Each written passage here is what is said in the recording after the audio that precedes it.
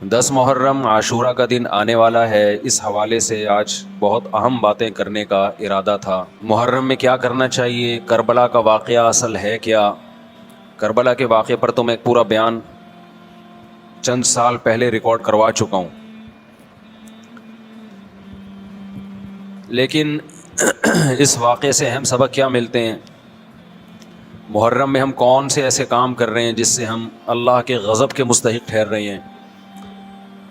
یہ چند باتیں ہیں جس پر انشاءاللہ آج میں بات کروں گا. اللہ تعالی ہم سب کو عمل کی توفیق عطا فرمائے اور حق کہنے کی توفیق عطا فرمائے. دیکھو ایک بات خوب اچھی طرح سمجھ لو, اسلام 1400 سال پہلے مکمل ہو چکا ہے. کسی واقعے کی وجہ سے اسلام کو تبدیل نہیں کیا جاتا, بلکہ اسلام کی روشنی میں اس واقعے کے جو تقاضے ہیں ان پر عمل کیا جاتا ہے.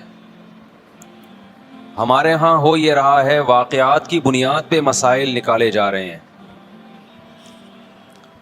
10 محرم کا دن سیدنا حسین ابن علی رضی اللہ عنہ کی شہادت سے پہلے بھی عظیم تھا, اور سیدنا حسین ابن علی رضی اللہ عنہ کی شہادت کے بعد بھی عظیم دن ہے. آج آپ نے ایک نعرہ بہت سنا ہوگا کہ جی اسلام میں فرقہ واریت نہیں ہے, ہم کسی فرقے سے نہیں ہیں. میں بار بار کہتا ہوں کہ یہ بڑا خوشنما نعرہ ہے جو سننے میں بہت اچھا لگتا ہے. کچھ باتیں سننے کی حد تک بہت اچھی ہوتی ہیں, لیکن پریکٹیکل لائف میں ان کی ویلیو بالکل بھی نہیں ہوتی. جب آپ پریکٹیکل لائف میں آتے ہیں تو پھر آپ کو یہ فیصلہ کرنا پڑتا ہے کہ آپ کس فرقے سے تعلق ہے آپ کا. آپ سنی ہیں, شیعہ ہیں, معتزلہ ہیں, مرجیہ ہیں, قدریہ ہیں, ناصبیہ ہیں, کیا ہے آپ کا فرقہ. یہ کہہ دینا آسان ہے, میرا کوئی فرقہ نہیں ہے. اس پر سب سے بڑا اشکال یہ ہوتا ہے, یہ میں اس لیے فرقے کی بات کر رہا ہوں کہ آپ کو بھی طے کرنا پڑے گا کہ آپ یا تو شیعہ بن جاؤ بھائی یا سنی بن جاؤ, ایک طرف ہو جاؤ. آپ محرم میں شیعہ بنے ہوئے ہوتے ہیں, رمضان میں سنی بنے ہوئے ہوتے ہیں, ربیع الاول میں بریلوی بنے ہوئے ہوتے ہیں, تو پتہ ہی نہیں چلتا کہ ٹکتا ہی نہیں ہے کسی ایک جگہ. اس بات میں دو رائے نہیں ہو سکتی کہ سیدنا حسین رضی اللہ تعالی عنہ کو جو کربلا میں شہید کیا گیا, یہ کائنات کا بدترین ظلم تھا. جس نے آپ کی گردن مبارک پہ تلوار رکھی اس کی بدبختی میں دو رائے نہیں ہو سکتی.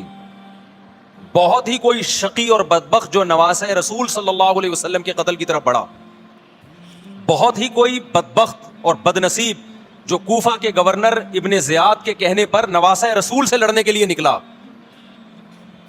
جو اس ظلم کو ظلم نہیں مانتا, وہ بھی اپنے آپ کو جہنم میں جانے کے لیے تیار کر رہا ہے.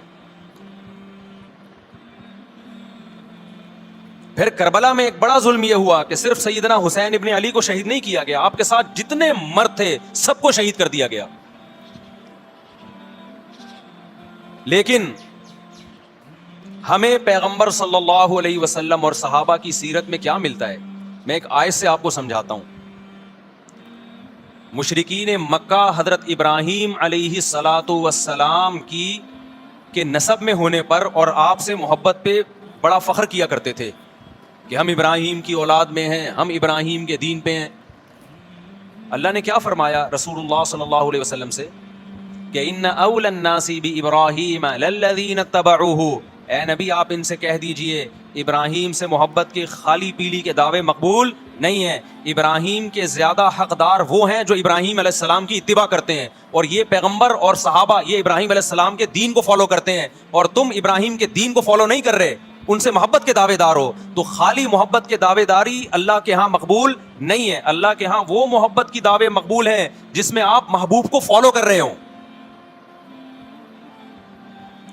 سیدنا حسین ابن علی رضی اللہ تعالی عنہ جو جنت کے جوانوں کے سردار ہیں, آپ سے محبت کا دعویٰ اس وقت مقبول ہوگا جب آپ سیدنا حسین کی سیرت کو فالو کریں گے.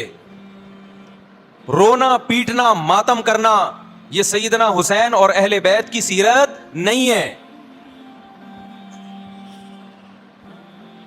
صبر کرنا, ظالم کے سامنے ڈٹ جانا, جان کے خوف سے اپنی پالیسیوں سے پیچھے نہ ہٹنا, یہ سیدنا حسین ابن علی رضی اللہ عنہ کی سیرت ہے, جو آج ہمیں کہیں بھی نظر نہیں آتی. تو ہم نے بھائی دیکھنا ہے صحابہ کا طرز عمل کیا تھا. آپ بتاؤ صحابہ کو سیدنا حسین سے محبت تھی یا نہیں تھی؟ کیا غم کا پہاڑ ٹوٹا ہوگا جب اطلاع ملی ہوگی کہ سیدنا حسین ابن علی اور آپ کے اصحاب اور اہل بیت کو سب کو کربلا میں شہید کر دیا گیا ہے. کیا قیامت گزری ہوگی. کوفہ سے ایک شخص آیا نا, عبداللہ بن عمر سے پوچھنے لگا جو مارنے پر دم کا مسئلہ. انہوں نے فرمایا تم نے پیغمبر کے نواسے کو قتل کر دیا اور مسئلہ یہ پوچھ رہے ہو کہ جو مارنے پر دم آئے گا کہ نہیں آئے گا. ایک طرف تم نے پیغمبر کے نواسے کو قتل کر دیا کربلا میں, اور اب ہم سے آ کے مسئلہ پوچھتے ہو جو مارنا جائز ہے یا نہیں ہے. صحابہ کے ہاں یہ غم کم غم نہیں تھا. دیکھو حضرت معاویہ رضی اللہ تعالی عنہ کے ہاتھ پہ بھی حضرت حسین نے بیعت نہیں کی, لیکن بغاوت بھی نہیں کی. کیوں؟ بغاوت سے فتنے کا اندیشہ تھا. حضرت حسن جو حضرت حسین کے بڑے بھائی تھے, انہوں نے سیدنا معاویہ رضی اللہ تعالی عنہ کے ہاتھ پہ بیعت کی اور اس اختلاف کو ہمیشہ کے لیے اپنی کوشش کے مطابق ہمیشہ کے لیے ختم کر دیا. ختم ہوا نہیں ہوا ایک الگ بحث ہے, لیکن حضرت حسن کا مقصد کیا تھا کہ مسلمانوں کی دو جماعتوں کو میں آپس میں لڑتا ہوا نہیں دیکھ سکتا. لوگوں نے کہا آپ خلافت کے حقدار ہیں, آپ نے فرمایا میں دستبردار ہوتا ہوں سیدنا معاویہ کے حق میں. حضرت حسن بیعت ہو گئے حضرت معاویہ سے, اور یہ اختلاف کو کیا کر دیا؟ ختم. حضرت حسین بیعت نہیں ہوئے, لیکن حضرت حسین نے بغاوت بھی نہیں کی. ہر ایک کی اپنی رائے تھی, حضرت حسن کی اپنی رائے تھی. ان کا خیال تھا کہ بیعت ہونا مسلمانوں کے لیے زیادہ مفید ہے, ایک پاورفل حکومت ہوگی, ایک طاقتور ریاست ہوگی, ورنہ لڑتے رہیں گے آپس میں. حضرت حسین کا موقف یہ تھا کہ میں بغاوت تو نہیں کروں گا لیکن بیعت بھی نہیں ہوں گا, کیونکہ اگر بیعت ہو گیا تو اس سے جو خلفائے راشدین کے دور میں جو خلیفہ کی سلیکشن کا طریقہ تھا وہ طریقہ ختم ہو جائے گا. تو میں اگر اس طریقے کو نہیں لا سکتا تو اس کے خلاف کو پروموٹ بھی نہ کروں میں. یہ بھی ایک رائے تھی. میں سمجھا پا رہا ہوں اپنی بات؟ بھائی رائے کا اختلاف ہوتا ہے نا. نبی صلی اللہ علیہ وسلم نے فرمایا اذا اجتہد المجتہد فإن اصاب فلہ اجران وإن اخطأ فلہ اجر واحد. جب کوئی مجتہد اللہ کی رضا کو سامنے رکھ کے اجتہاد کرتا ہے, صحیح اور غلط کا فیصلہ کرنے بیٹھتا ہے, رائے یعنی اس کا مقصد اللہ کی رضا ہو, تو اگر وہ درست نتیجے پہ پہنچے تو 2 ثواب, غلط نتیجے پہ پہنچے تو بھی 1 نیکی اس کو ملتی ہے, اس لیے کہ اس کے بس میں جو خیر خواہی کا کے لیے جو تھا وہ اس نے کر دیا. رائے کا اختلاف ہوتا ہے. تو حضرت حسن رضی اللہ تعالیٰ عنہ بیعت ہوئے حضرت معاویہ کے ہاتھ پہ. سیدنا حسین نہ بیعت ہوئے اور نہ آپ نے بغاوت کی, خاموشی اختیار کی. حضرت معاویہ رضی اللہ تعالیٰ عنہ نے سیدنا حسین کو تلوار کی زور سے بیعت پر مجبور نہیں کیا, بلکہ نواسہ رسول کا خیال کیا اور وصیت بھی کی لوگوں کو. لیکن جب حضرت معاویہ کے بعد یزید جانشین ہوا, اس کی سب سے بڑی غلطی یہ تھی کہ اس نے نواسہ رسول صلی اللہ علیہ وسلم اور آپ کے ساتھ جو چند اہل بیت اور چند صحابہ تھے, اس وقت بھی حضرت حسین نیوٹرل تھے. نہ حضرت حسین نے بغاوت کا ارادہ کیا اور نہ بیعت کرنے کا ارادہ کیا. یزید ابن معاویہ کو چاہیے تھا کہ سیدنا حسین رضی اللہ عنہ کو اپنے حال پہ چھوڑ دیتا, اپنے والد کی طرح. حضرت حسین رضی اللہ تعالیٰ عنہ کو جب کوفہ سے خطوط آئے, یہ میں وضاحت اس لیے کر رہا ہوں کہ حضرت حسین بغاوت کے لیے نہیں نکلے تھے, اس مسلمان حاکم کے خلاف بغاوت کے لیے نہیں نکلے تھے, کیونکہ رسول اللہ صلی اللہ علیہ وسلم کی بہت ساری صحیح حدیث ہے اس بارے میں کہ جو باغی ہے, جو ریاست کے خلاف بغاوت کرتا ہے, اس کو نبی صلی اللہ علیہ وسلم نے اس عمل کو پسند نہیں کیا. تو حضرت حسین رضی اللہ تعالیٰ عنہ کو کوفہ سے خطوط آئے کہ یہاں سارے کے سارے لوگ آپ کے ہاتھ پہ بیعت کرنے کے لیے تیار ہیں. ظاہر ہے جب کسی علاقے کے لوگ دارالخلافہ ہو اور سب بیعت ہونے کے لیے تیار ہوں تو پھر آپ کا جانا یہ بغاوت کا عمل نہیں کہلاتا. حضرت حسین رضی اللہ تعالیٰ عنہ اہل بیت کے ساتھ نکلے, کربلا میں جب پہنچے, مشہور واقعہ آپ 20 دفعہ سن چکے ہیں, وہاں جا کے آپ کو اطلاع ہوئی کہ وہ خبر غلط تھی, اور عبید اللہ بن زیاد نے ایک پورا لشکر بھیجا سیدنا حسین رضی اللہ تعالیٰ عنہ کو مجبور کرنے کے لیے کہ میرے ہاتھ پہ آپ زبردستی بیعت ہو جائیں. حضرت حسین رضی اللہ تعالیٰ عنہ نے مطالبے رکھے کہ یا تو مجھے واپس جانے دیا جائے, اور اگر بیعت کرنا ہی ہے تو میں دمشق میں امیر کے ہاتھ پہ جا کے بیعت کروں گا. بہت معقول مطالبے تھے یہ. میرا مقصد ابھی کربلا کا واقعہ بیان کرنا نہیں ہے, اس پہ بہت کچھ کہا جا چکا ہے, خود میرا بھی بیان اس پہ تفصیل سے ہو چکا ہے. اس کے بعد بھی سیدنا حسین رضی اللہ تعالیٰ عنہ کو مجبور کرنا کہ عبید اللہ بن زیاد جو بدبخت انسان جو قاتل تھا اہل بیت کا, اسی کے ہاتھ پہ لازمی بیعت ہوں, جبکہ وہ امیر بھی نہیں ہے, وہ گورنر ہے ایک علاقے کا. تو نواسہ رسول کا خیال نہ کرنا یہ بدترین ظلم تھا جو اس وقت حکومت سے ہوا ہے. حضرت حسین رضی اللہ تعالیٰ عنہ, دیکھو نبی صلی اللہ, آج ہم دیکھتے ہیں کہ جو بڑا آدمی ہوتا ہے نا اس کی قربانیاں ہوتی ہیں, اس کی بڑی بڑی قربانیاں ہوتی ہیں. چھوٹے اپنے بڑوں کی قربانیوں کو کیش کراتے ہیں. آپ نے دیکھا ہوگا فلاں نے بڑی قربانیاں دی اور بچے موج کر رہے ہیں, دیکھا نا آپ نے. لیکن اللہ تعالیٰ نے رسول اللہ صلی اللہ علیہ وسلم کے نسب کو اس سے محفوظ کیا. ہمارے نبی کے 2 بیٹے حسن حسین, آپ کی نسل حضرت فاطمہ سے چلی ہے, دونوں شہید ہوئے ہیں. اس میں بہت بڑی حکمت تھی کہ پیغمبر صلی اللہ علیہ وسلم نے سب سے پہلے تربیت اپنے گھر والوں کی ہے. آج لوگ باہر فنڈر بنے ہوئے ہوتے ہیں, تبلیغیں کر رہے ہوتے ہیں, اپنے گھر کی ان کو پرواہ نہیں ہوتی. نبی صلی اللہ علیہ وسلم نے سب سے پہلے جو تربیت کی ہے کس کی ہے؟ حضرت حسن اور حسین کی ہے. تو جب کربلا میں آپ کو چاروں طرف سے گھیر لیا گیا اور آپ کو مجبور کیا گیا کہ آپ نے ابن زیاد کے ہاتھ پہ بیعت کرنا ہے, تو آپ نے اس ذلت کو گلے لگانے سے انکار کر دیا. آپ کو 100% یقین تھا کہ اتنے بڑے لشکر کے سامنے میں ٹھہر نہیں سکتا, اسباب کی دنیا میں فتح کی امید نہیں ہے. لیکن حضرت حسین رضی اللہ تعالی عنہ نے لڑنے کا فیصلہ کر کے اور شہادت کو قبول کرنے کا فیصلہ کر کے ابن زیاد اور اس زمانے کے حکمران جو اس قتل پہ راضی تھے, قیامت تک کے لیے ان پہ لعنت کے سلسلے کا دروازہ کھول دیا.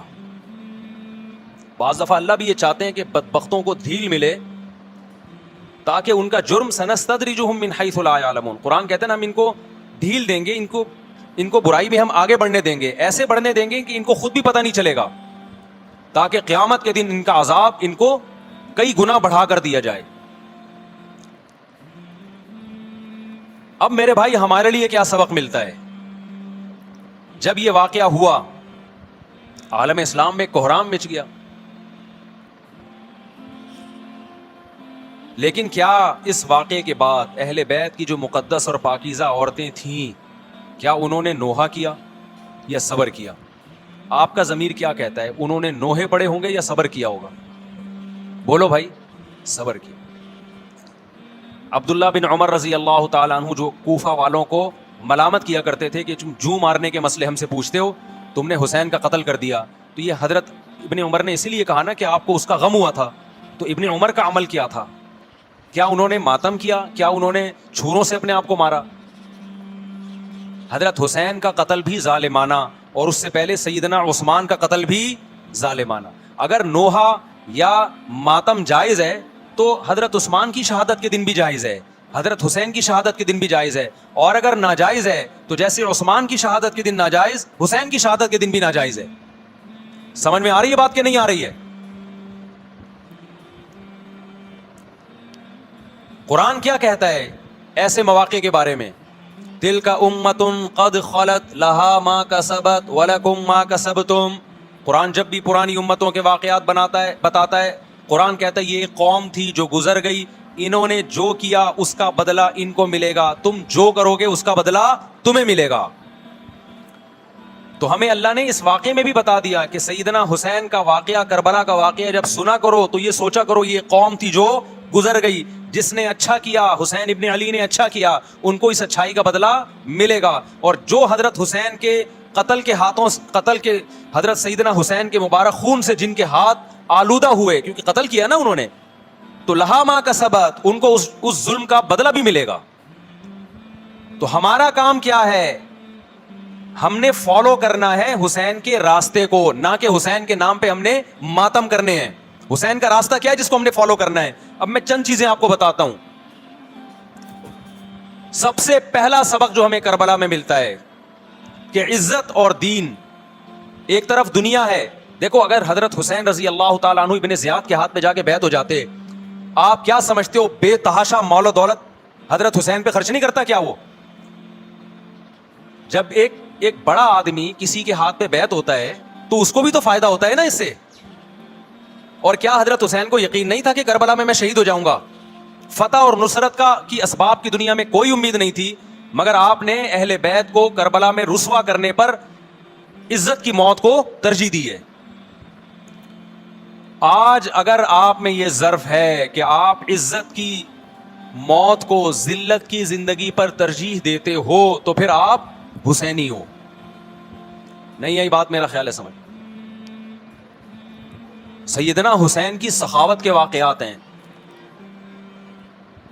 سیدنا حسین باغی نہیں تھے رضی اللہ عنہ.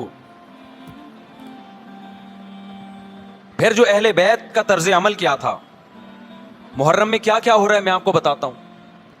ان میں سے کوئی بھی عمل نہ ہمیں قرآن سے ملتا ہے نہ صحابہ سے ملتا ہے ہمیں. تو ما انا علیہ و اصحابی جو جنتی فرقہ ہوگا اس کی جو علامتیں ہیں, تو جب آپ ان علامتوں کے خلاف چلو گے, صحابہ اور تابعین کو فالو نہیں کرو گے, تو آپ پھر اپنے آپ کو سنی کہنا چھوڑ دو. آپ بتاؤ مجھے اسلام میں کوئی مہینہ منحوس ہے؟ بولو نا, کوئی مہینہ منحوس ہے؟ تو آپ محرم کو منحوس کیوں کہتے ہو؟ لوگ مجھے کہتے ہیں مفتی صاحب فرقہ واریت پھیلا رہے ہیں. دیکھو فرقہ واریت جب پھیلا رہا ہوں جب میں کسی فرقے کے خلاف آپ کو کر رہا ہوں.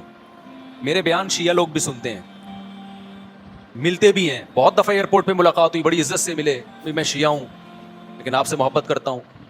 یہاں مسجد میں بھی آتے ہیں. میں نے کبھی کسی پہ طنز نہیں کیا. اس لیے میں بار بار کہتا ہوں جو شیعہ کا مذہب ہے اس کو کرنے دو. وہ سبیلے لگاتے ہیں, آپ ان کو مت چھیڑو, جا کے تنگ نہ کرو ان کو. وہ ماتم کرتے ہیں, آپ ان کو مت چھیڑو.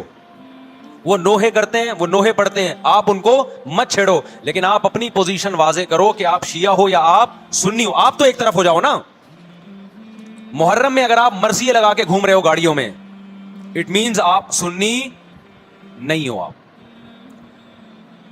نبی صلی اللہ علیہ وسلم کی حدیث ہے ہمارے پاس, ہم اہل سنت والجماعت ہیں, ہم سنت کو فالو کرتے ہیں. تو سنت کیا کہتی ہے؟ میتوں پہ گریبان چاک کرنا, میتوں پہ چیخ و پکار کر کے رونا. آپ نے فرمایا لیس منا, وہ ہم میں سے نہیں ہے. اور اس عمل پہ آپ صلی اللہ علیہ وسلم نے لعنت فرمائی ہے. لوگ کہتے ہیں حسین کی یاد میں رونا نبی کی سنت ہے. نبی صلی اللہ علیہ وسلم کو جب جبریل نے بتایا کہ حسین شہید ہوں گے, آپ روئے, اس لیے کہ اس وقت آپ کو یہ خبر ملی تھی. لیکن کیا ہر محرم میں آپ نے رونے کا پروگرام کیا ہے یا صحابہ کو بیٹھ کے باقاعدہ رلایا ہے آپ نے؟ کیا ہو گیا بھائی؟ آپ کو بھی جب کربلا کا واقعہ کی خبر ملی آپ کی آنکھوں میں آنسو آ جائے, یہ نیچرل ہے, یہ حسین سے محبت کی علامت. لیکن ہر محرم میں باقاعدہ بٹھا کے رونے کا پروگرام کرنا یہ حسین سے محبت کی علامت نہیں ہے, بلکہ شریعت میں ناجائز ہے یہ غموں کو بڑھانا. یہ کہاں سے جائز ہو گیا؟ حضرت عثمان بھی تو شہید ہوئے تھے, نبی صلی اللہ علیہ وسلم کے داماد تھے. ان کی یاد میں آپ رونے کو سنت کیوں نہیں کہتے؟ ہماری نظر میں حسین کا قتل بھی بہت بڑا ظلم اور سیدنا عثمان کا قتل بھی بہت بڑا ظلم تھا. دونوں مظلوم تھے, دونوں مظلوم شہید تھے. ہمیں دونوں کی شہادت پہ غم ہے, لیکن ہم اس غم کو مناتے نہیں ہیں. اسلام میں غم منانا سنت نہیں ہے. دیکھو جعفر طیار رضی اللہ عنہ, نبی کے چچا زاد بھائی, اہل بیت, جب آپ صلی اللہ علیہ وسلم نے ان کو لڑائی کے لیے میدان جنگ میں بھیجا, رومیوں سے لڑائی تھی. حضرت جعفر طیار کی 4 بیویاں تھیں. جب نبی صلی اللہ علیہ وسلم مسجد نبی میں بیٹھے, آپ کو فرشتوں نے اطلاع دی کہ جعفر طیار شہید ہو گئے. آپ صلی اللہ علیہ وسلم کی آنکھوں سے آنسو. یہ آنسو اس وقت نکلے جب عین شہادت کی اطلاع ملی ہے. اس وقت آنسوؤں کا نکلنا محبت کی علامت ہے. آپ نے صحابی رسول کو بھیجا کہ جاؤ آپ کی زوجات کو, بیویوں کو جا کے خبر دو کہ جعفر طیار شہید ہو گئے. کیا قربانی تھی صحابہ کی. آپ ایسے جوان تھے جعفر طیار, خوبصورت جوان. غزوہ بدر میں جب مشرکین مکہ نے یہ نعرہ لگایا کہ حل میں مبارز, 3 سردار آئے, انہوں نے کہا پہلے تمہارے اندر سے 3 بہادر آئیں ہم سے لڑیں. دیکھو عربوں میں یہ ہوتا تھا کہ جب جنگ کے لیے 2 فوجیں آمنے سامنے کھڑی ہوتی تھی تو پہلے دونوں طرف کے بہادر ترین لوگوں کی لڑائیاں ہوتی تھیں کہ جب تک دونوں میں سے ایک قتل نہیں ہوگا لڑائی شروع نہیں ہوگی. تو آپ کو پتا ہے کہ اس میں بہادر ترین لوگ نکلیں گے نا جو لڑنا جانتے ہوں. مشرکین مکہ کی طرف سے 3 یا 4 بڑے بڑے سردار آئے لڑائی سے پہلے, بدر میں لڑائی سے پہلے. انہوں نے نعرہ لگایا, حل میں مبارز, کوئی ہے تم میں جو پہلے ہم سے لڑے. یعنی ادھر سے ہم 3 ہیں تو ادھر سے بھی کتنے چاہیے؟ 3 بندے. ادھر سے انصار صحابہ آئے. مشرکین مکہ نے کہا لیسو بی اکفائنا, یہ ہمارے جوڑ کے نہیں ہیں, قریشی ہاشمی چاہیے ہمیں, ہمارے نسب کے لوگ ہونے چاہیے. تو ادھر سے نبی صلی اللہ علیہ وسلم نے حضرت علی کو بھیجا اور حضرت جعفر طیار کو بھیجا.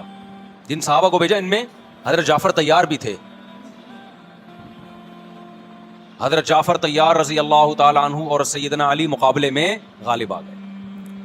خوبصورت صحابی. نجاشی کے سامنے آپ نے تقریر کی ہے, ہجرت کی ہے نا جب حبشہ کی طرف, تو نجاشی نے پوچھا جعفر طیار سے کہ تمہارے پیغمبر جو کلام لے کر آئے ہیں وہ سناؤ.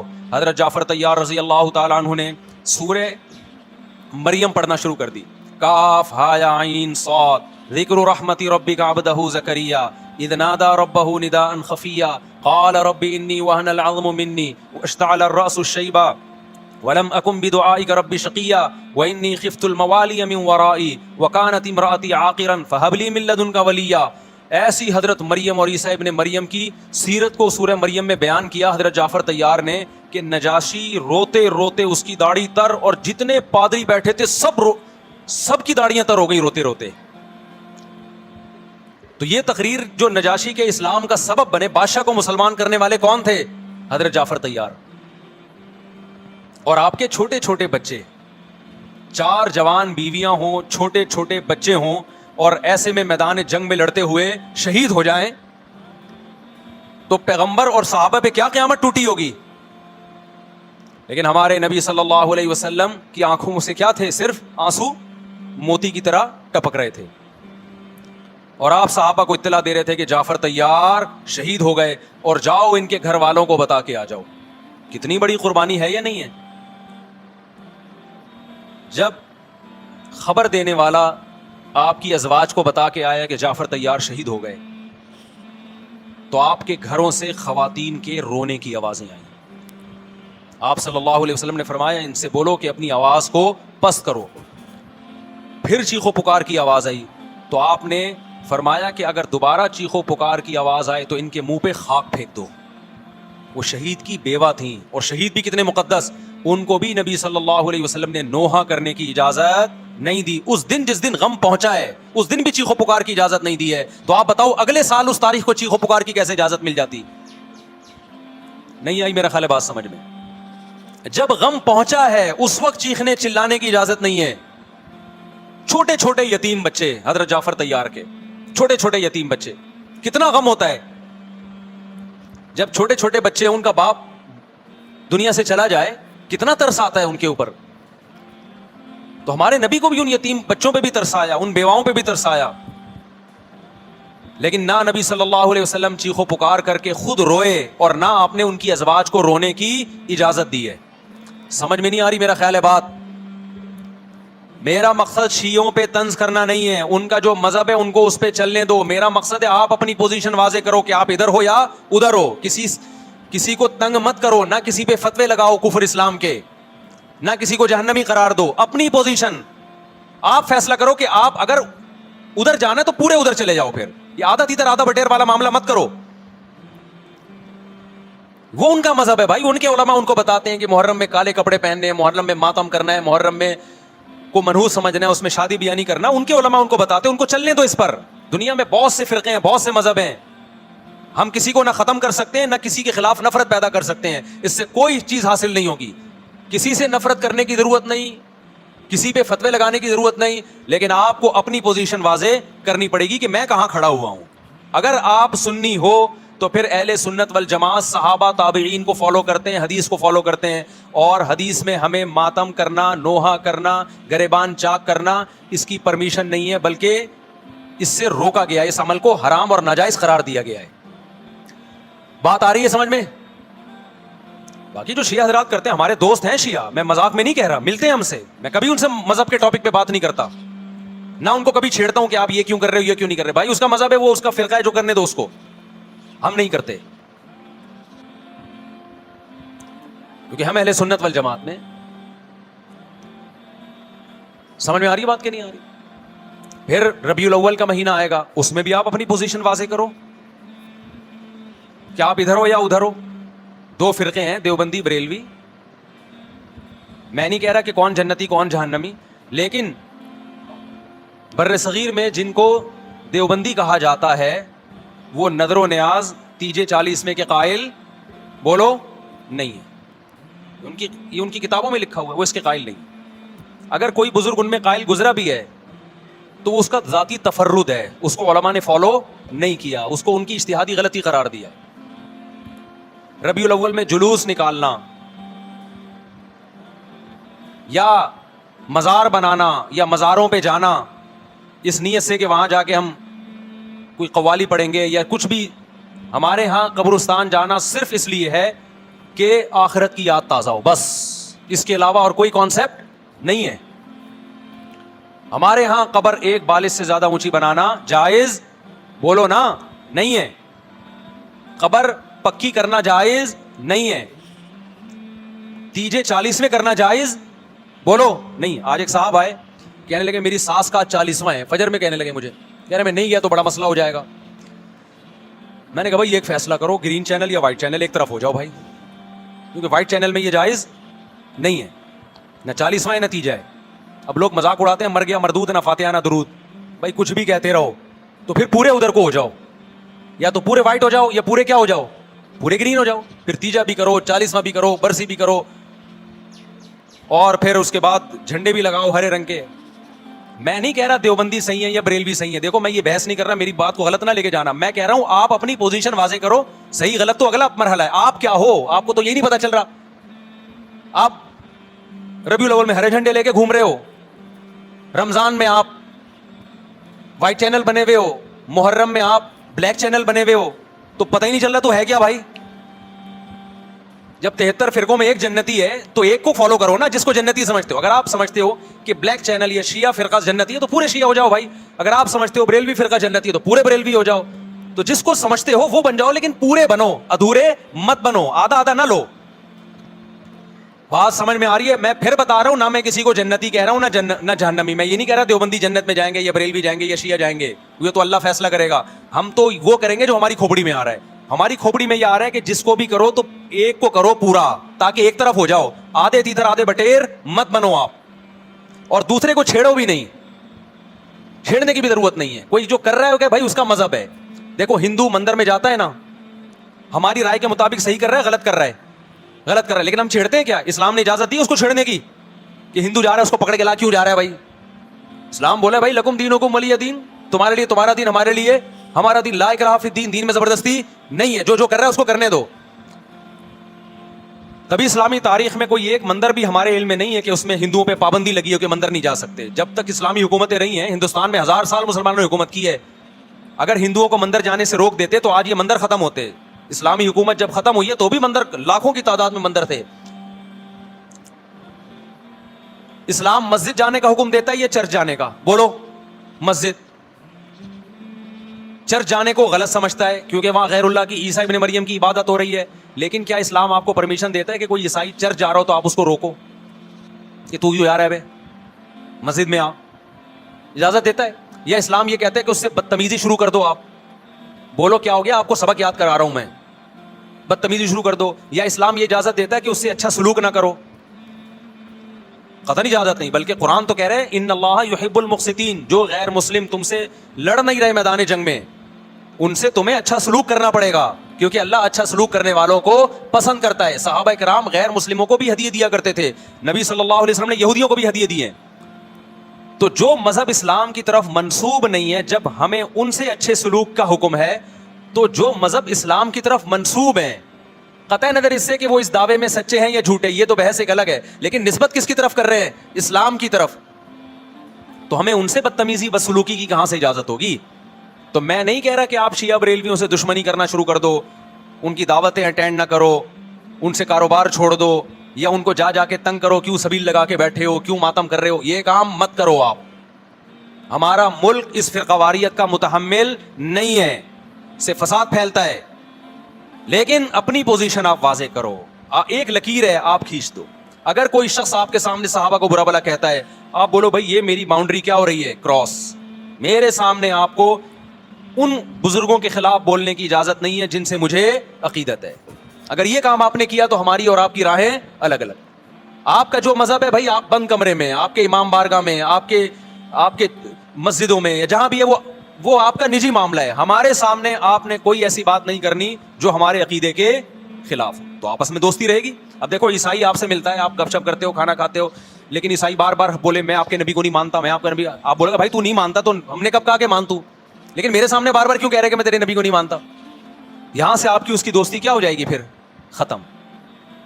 تو غیر مسلموں کو بھی دو قسمیں، کسی بھی مسلک کے لوگوں سے ملو، کسی بھی فرقے کے لوگوں سے ملو، کوئی جھگڑا نہیں، کوئی بحث نہیں، ایک دوسرے کو کھانا بھی ہے، ایک دوسرے کو کھلانا بھی ہے، ایک دوسرے سے کھانا بھی ہے، ایک دوسرے کی دعوتوں میں بھی شرکت کرنی ہے.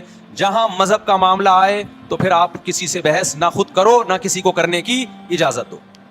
اگر کوئی کچھ سیکھنا چاہتا ہے تو آپ بولو بھائی علماء کے پاس آ جاؤ، آپ کو کوئی اشکال ہے تو ہم وہاں آپ کا اشکال حل کر دیں گے. اس سے آگے بڑھنے کی کوشش بولو مت کرو، اس سے ملک میں امن ہوگا. باقی فرقے ہمیشہ سے ہیں بھائی، آج کوئی نئے تھوڑی ہیں، اور یہ ہمارا کام تھوڑی ہے فرقے ختم کرنا. یہ تو عیسیٰ ابن مریم جب نازل ہوں گے، حضرت مہدی آئیں گے، وہ تلوار کی طاقت سے ختم کریں گے، ان کے پاس یہ اتھارٹی ہوگی کہ وہ فرقوں کو ختم کریں. آپ نے یہ کرنا ہے کہ دوسرے کے مسلک کو چھیڑنا نہیں ہے اور اپنا چھوڑنا نہیں ہے. مسئلہ آپ کے ساتھ یہ ہو رہا ہے کہ دوسرے کو چھیڑ بھی رہے ہو اور اپنا چھوڑ بھی رہے ہو، دونوں الٹے کام کر رہے ہو. ایک طرف بحث کر رہے ہوتے تم ایسے اور دوسری طرف وہی بنے ہوئے ہوتے تھوڑے دنوں میں جا کے. ہاں وہ بتا رہا ہوں وہ نظر و نیاز والی نہیں، وہ سب کو پتا ہے. ایسی دعوت نہ ہو جس میں بدعت کی تائید ہو. تو آپ جو کر رہے ہو نا وہ یہ کر رہے ہو، دوسرے کو چھیڑ بھی رہے ہو جس سے ملک میں بدامنی پھیل رہی ہے. تقریریں سنو، شیعہ ایسے، بریلوی ایسے، دیوبندی ایسے، اہل حدیث ایسے، تقریروں سے کیا پھیل رہی ہے، نفرتیں. اور پھر محرم میں آپ خود شیعہ بنے ہوئے ہوتے ہو، ربیع الاول میں آپ گرین چینل بنے ہوئے ہوتے ہو، اور رمضان میں آپ وائٹ چینل بنے ہوئے ہوتے ہو. سعودی عرب میں سارے وائٹ ہو جاتے ہیں، جا کے سعودی عرب جو بھی جاتا ہے سارا وائٹ چینل. پیغمبر کی قبر پہ کوئی دھمال نہیں، کوئی قوالیاں نہیں، وہاں کھڑے ہوں گے تمیز سے سلام پیش کر کے آگے نکل جائیں. وہاں کوئی چیخو پکار نہیں، وہاں جا کے سارے کیا ہو جاتے ہیں، وائٹ، کیونکہ وہاں حکومت کا ڈنڈا ہے. ٹھیک ہے نا، تو گورنمنٹ کے پاس تو یہ اختیار ہے بھائی ڈنڈا چلائے، ہمارے پاس یہ اختیار نہیں. ہم تو تمیز سے بات کریں گے، سمجھائیں گے، محبتیں پھیلائیں گے، کیونکہ جب عوام ڈنڈا چلاتی ہے تو اس سے اصلاح کم اور فساد زیادہ ہوتا ہے. تو میں بار بار کہہ رہا ہوں بھائی دوستیاں رکھو، کوئی دفتروں میں شیعہ سنی لڑائی نہ ہونے دو، یہ غلط ہے. محبتیں پھیلاؤ لیکن مسلک کو چھوڑنا نہیں ہے. جب کوئی آپ سے کہے محرم میں یہ کام کرو، بولو بھائی ہم چونکہ اہل سنت والجماعت میں سے ہیں، ہم چونکہ سنی ہیں، لہذا ہمارے ہاں کوئی مہینہ ہمارے مذہب کے مطابق منحوس نہیں ہے. پھر کوئی آپ کو اصرار کرے نہیں یہ نہیں یہ نہیں ہے، آپ بولو بھائی ہم تم پہ اپنا مسلک تھوپ رہے ہیں کیا؟ تم جلوس نکالتے ہو، تم ماتم کرتے ہو، ہم تو نہیں تمہیں روکتے آ کے، بلکہ گورنمنٹ تمہیں تحفظ دیتی ہے، سیکیورٹی دیتی ہے گورنمنٹ تمہیں. تو جب ہم اپنا مسلک تم پہ نہیں تھوپتے تو تم اپنا مسلک ہم پہ کیوں تھوپ رہے ہو بھائی؟ تو ہم محرم میں بھی شادی کریں گے، ربیع الاول میں بھی کریں گے، سفر میں بھی کریں گے، رمضان میں بھی کریں گے. ہم نے تو 4 کرنی ہے، ہم مہینوں کے حساب سے شروع کر دیں تو پھر ہمارے تو بڑے مسئلے ہو جائیں گے بھائی. سمجھ میں آ رہی بات کہ نہیں آ رہی؟ حضرت جعفر طیار اہل بیت میں سے تھے، کتنی زوجات تھیں؟ 4 تھیں. حضرت علی کی کتنی تھیں ایک وقت میں؟ حضرت فاطمہ کی دنیا سے جانے کے بعد 4 تھیں. یہ بھی ہے سنت میں، نکاح کو فروغ دو، یہ اہل بیت کا طریقہ ہے تاکہ سوسائٹی میں زنا کم ہو، بیوہ طلاق یافتہ عورتوں کو ٹھکانہ ملے. خیر، تو اب میں بات سمیٹ کے ختم کر رہا ہوں. لوگ کہتے ہیں محرم میں ہم نکاح کیوں کریں بھائی، فرض واجب تو نہیں ہے نا، چلو حرام نہیں ہے لیکن فرض بھی تو نہیں ہے نا. لوگ یہ بھی کہتے ہیں، دیکھو جب قرآن نے کسی چیز کو حلال قرار دیا ہو نا تو قرآن اس کو پسند نہیں کرتا کہ آپ عملاً اس کو حرام کر دو. دیکھو مشرکین مکہ کیا کرتے تھے، بتوں کے نام پہ جانور چھوڑتے تھے، پھر ان کا گوشت نہیں کھاتے تھے. اللہ نے فرمایا کہ تم نے ایک خدا کی حلال کردہ چیز کو کیسے حرام کر دیا تم نے. نبی صلی اللہ علیہ وسلم نے قسم اٹھائی میں شہد نہیں کھاؤں گا. آپ نے فرمایا لما تحرم ما احل اللہ لک، اے نبی جو چیز اللہ نے آپ کے لیے حلال کر دی آپ کیسے اپنے اوپر حرام کر رہے ہیں. اس سے پتہ چلتا ہے کہ اگر آپ محرم میں نکاح کرنا چاہتے ہیں لیکن آپ یہ سوچ کے ڈیلے کر دیتے ہیں کہ بھائی اس مہینے میں لوگ نکاح کو برا سمجھتے ہیں, تو یہ ڈیلے کرنا آپ کے لیے ناجائز ہوگا. کیونکہ لما تحرم ما احل اللہ لک, اللہ نے جس چیز کو تمہارے لیے حلال کیا تم نے کس دلیل کی بیس کے پر اپنے اوپر پابندی لگائی ہے اس پر. ایک تو ہے نا کسی کو شادی کا خیال ہی سفر میں آ رہا ہے, ربیع الاول میں آ رہا ہے, وہ تو ایک الگ بات ہے, لیکن اس کا نکاح محرم میں ہونا تھا, صرف محرم کی وجہ سے وہ ڈیلے کر رہا ہے کہ جی میں ربیع الاول میں لے کے جاؤں گا. یہ ڈیلے کرنا قرآن و سنت پہ زیادتی ہے یا نہیں ہے؟ یہ اللہ کے حلال کو عملاً حرام کرنا ہے یا نہیں ہے؟ نہیں ہے بات سمجھ میں؟ پھر اگر کوئی شیعہ آپ سے کہتا ہے کہ بھئی آپ ہمیں چھیڑنے کے لیے کام کر رہے ہو, آپ بولو نہیں بھائی ہم آپ کو چھیڑنے کے لیے نہیں کر رہے, آپ کا مسلک ہے, آپ اس پر عمل کریں, ہمیں اس پہ کوئی اعتراض نہیں ہے. لیکن ہم کس کے پر عمل کریں گے؟ ہم اہل سنت والجماعت ہیں. کتنے صحابہ ہیں, خود نبی کی نکاح محرم میں ہوا ہے. اور ویسے بھی ہمارے ہاں شہادت ایک منحوس عمل نہیں ہے, شہادت ایک مبارک عمل ہے. 10 محرم پہلے سے فضیلت والا دن تھا, محرم پہلے سے فضیلت والا مہینہ تھا. حسین ابن علی کی شہادت سے اس مہینے کے تقدس کو 4 چاند لگ گئے ہیں اور مقدس ہو گیا یہ مہینہ. یہ کیسی بات ہے جو شہادت کا دن ہو ہم اس کو منحوس قرار دے دیں؟ بھائی ہمارا یہ جگرا نہیں ہے. سمجھتے ہو کہ نہیں سمجھتے ہو؟ تو اس لیے محرم میں اگر کسی نے نکاح کرنا ہے اس کو ڈیلے مت کرو میرے بھائی. لوگ کہتے ہیں فرض تو نہیں ہے نا, آپ اگر اس کے نحوست منحوس ہونے کی وجہ سے ڈیلے کر رہے ہو تو پھر آپ پہ فرض ہوگا کرنا. کیوں؟ اس آیت کی روشنی میں لما تحرم ما احل اللہ لک, اے نبی جس چیز کو اللہ نے حلال قرار دیا آپ کس دلیل کی بیس پہ اس کو اپنے اوپر حرام کرتے ہیں؟ سمجھتے ہو کہ نہیں سمجھتے؟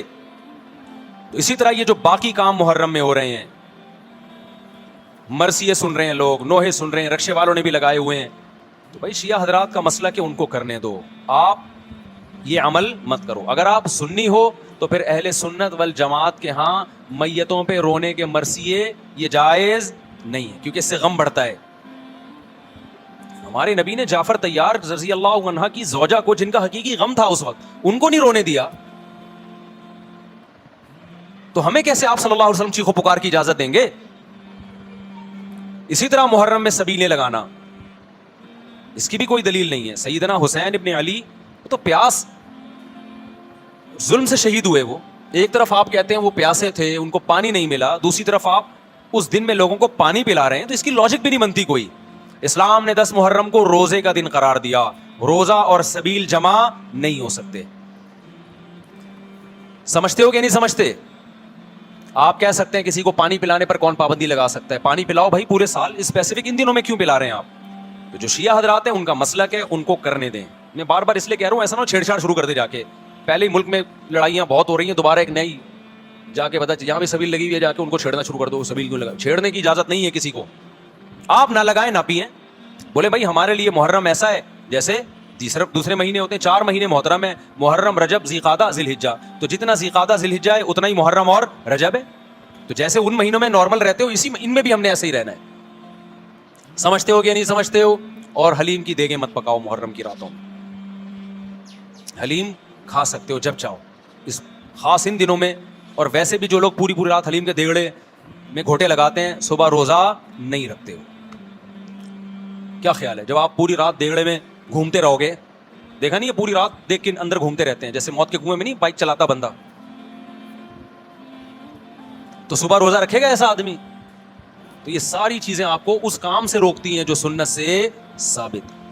تو اللہ تعالیٰ ہمیں محرم میں وہ کچھ کرنے کی توفیق عطا فرمائے جس کی ہمیں اللہ, اس کے رسول اور صحابہ نے پرمیشن دی ہے, اور ان تمام باتوں سے اللہ ہمیں بچنے کی توفیق عطا فرمائے جس سے اللہ, اس کے رسول اور صحابہ نے ہمیں بچنے کا حکم دیا ہے. اللہ تعالیٰ سمجھنے کی, عمل کی توفیق عطا فرمائے. وما علینا الا البلاغ.